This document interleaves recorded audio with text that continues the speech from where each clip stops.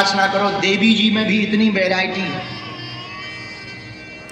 9 रूप अलग हैं, फिर भद्रकाली, महाकाली, प्रिय शक्ति अलग है, फिर महाशक्ति अलग है, योग माया अलग है, शाकंभरी अलग है, कामाक्षी अलग है, छिन्नमस्ता अलग है, ज्वाला देवी अलग है, शारदा माता अलग है, नैना देवी अलग है। एक पाकिस्तान में देवी है, हिंगलाज माता पाकिस्तान में है, एक देवी का स्थान है हिंगलाज। अब वो पाकिस्तान में है, अब बताओ उन पर क्या बीत रही होगी पाकिस्तान वालों को। हम एक दिन पढ़ रहे थे तो हमें पढ़ने में मिला कि हिंगलाज माता का स्थान पाकिस्तान में है, पहाड़ों के बीच में। और अद्भुत बात यह है तो पूरे पाकिस्तान के हिंदू वहां पूजा करने जाते। और मजेदार बात यह है लोकल के मुसलमान हिंगलाज माता पर श्रद्धा भी रखते हैं।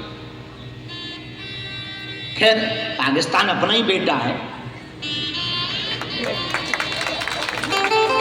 अपना मतलब भारत का, तो हमारा मत समझ लेना, भारत का है।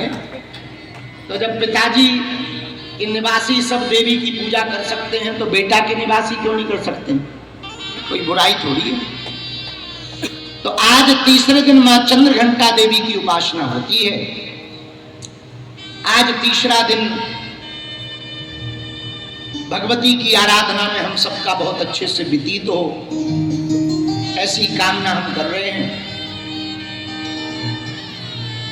जय जय जय हनुमान गोसाई, कृपा करहु गुरुदेव की नाम। मंगल मूर्ति मारुति नंदन, सकल मंगल।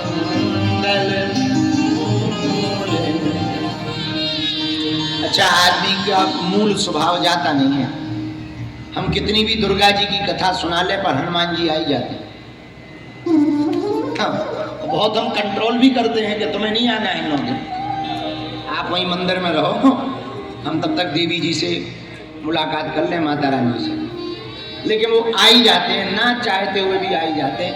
मूली के पराठे खाओ तो डकार मूली की आती है।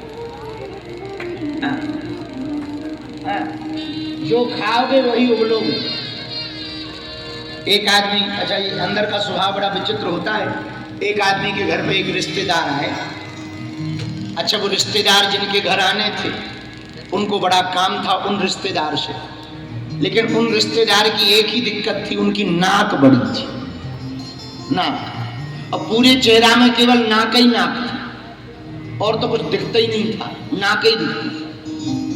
तो घर वाले बड़े परेशान। तो किसी ने कहा परेशान क्यों? बोले और तो सब ठीक है, जो रिश्तेदार आ रहे हैं उनसे हमें उधार रुपया लेना है, लेकिन उनकी नाक बड़ी। तो लोगों ने कहा तुम्हें क्या दिक्कत है, नाक बड़ी है, रुपया ही तो लेना। अरे बोले हमें दिक्कत नहीं है, हमारा लड़का खतरनाक है, वो आएंगे रुकेंगे, वो तुरंत कहेगा आपकी नाक। और वो रिश्तेदार नाक की बात से नाराज हो जाते, बड़ी हैरानी। तो उन्होंने क्या किया, माता पिता ने बच्चे को रोज समझाया, सुन बेटा 4 दिन बाद रिश्तेदार आएंगे और तुम सब कुछ देखना पर उनकी नाक तरफ ना देखना। सुबह भी समझाया, शाम को भी समझाया। अब बेटा बड़ा हैरान है कि रिश्तेदार आए नहीं और नाक की तरफ क्यों नहीं देखना। अब लेकिन माता पिता तो माता पिता, माता जी और खतरनाक, नाम मुन्नी बाई। सुन बेटा सब देखना, नाक मत देखना वरना पैर तोड़ देंगे। जैसे ही रिश्तेदार आए उनकी ये बड़ी नाक। तो घर वालों की नजर रिश्तेदार पे कम, लड़का पे ज्यादा, क्योंकि वो भयंकर चंचल था। उसकी क्रियाकलाप देख रहे थे कि क्या कर रहा है। तो लड़का देखे तो ना, पर टेढ़ी निगाह से देख भी रहा, एकदम पूरे शरीर में उसकी कहीं नजर नहीं टिकी, ना कहीं पे टिकी। माता पिता इतने हैरान। हमने समझाया 4 दिन से, रुक जाओ, जाने दो रिश्तेदार को, पांव तोड़ देंगे इसके, हाथ तोड़ देंगे इसको, खाने को नहीं देंगे, बड़ा नालायक है। 4 दिन समझाया कि नाक मत देखना। तब तक पति इशारा करती देख नाक ही देख रहा। पत्नी बोली अब हम क्या करें, हमने खुद समझाया नहीं मान रहा है तो हम क्या करें। आप जैसे तैसे रिश्तेदार को भोजन कराया, जाने की बेरा आई तो कहा कि चाय पी ली जाए, और चाय लेकर के जैसे ही घरवाली मुन्नी बाई उस दंपति की आई, लड़का बगल में बैठा टेढ़ी निगाह से ना कहीं देखी। अब इतनी गुस्सा माँ को आई, इतनी गुस्सा आई कि जाने दो 5 मिनट की तो बात है। अब वो रिश्तेदार भी देखे कि लड़का देख भी रहा पर टेढ़ी निगाह से। लड़का मनी मन बोले सीधी देख भी नहीं सकते, रोक रखा है, वरना हम तो पूछ ही लेते कि ये इतनी क्यों। अब माता पिता बड़े हैरान।